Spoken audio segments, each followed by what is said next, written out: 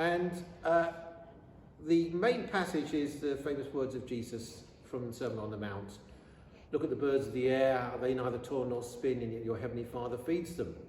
And look at the flowers of the fields. And even King Solomon in all his glory was not clothed like one of these. And those words about, do not worry about what you will eat or what you'll drink or what you'll wear, because you know your heavenly Father knows you need these things. Well, do not worry. We've had quite a lot to worry about over the last 18 months. And we are very much in an age of anxiety, though you could say that phrase is an old one. It dates from the 1940s, actually. We're certainly in an age of uncertainty as restrictions have been lifted. But it's a challenging passage anyway for us, because if anything typifies our current age, it's an age of acquisition and accumulation. We all have an awful lot of stuff, especially things we might think are valuable. Think of the popularity of things like the Antiques Roadshow or Treasure in the Attic.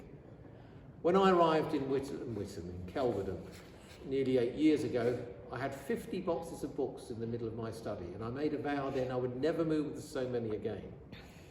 And I've got to keep that vow. We like to think that our goods, things we have, our stuff, will protect us rather than put it around us like a fort. Of course it doesn't.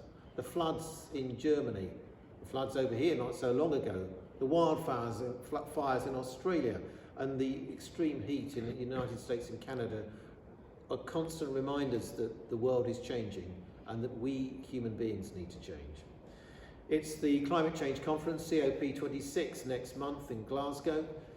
And we may say, well, it's up to governments to make the major changes in emissions, and that's quite right, it is. Particularly governments in the developing world, because we're the ones who put out the most emissions, while it's the developing world that suffers the worst aspects of climate change. But there are things that we can do ourselves. For a start, we can just stop and appreciate God's creation, nature around us. What is this life if full of care? We have no time to stand and stare, said the poet W.H. Davies. And do we ever look at the birds of the air or the flowers of the field? And actually look at them, really look, not just a passing glance, and see their beauty and their intricacy and their wonder. And we must really try to reduce, recycle and reuse. Even locally, that matters. To end with a short story, not from the Bible, about starfish.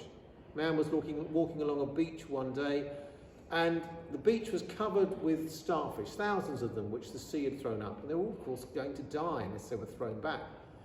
And a few yards away, he saw a little girl gradually picking one up each time and throwing it into the sea. He went up to her and said, look, you can't help to make any real difference here. There are thousands of them.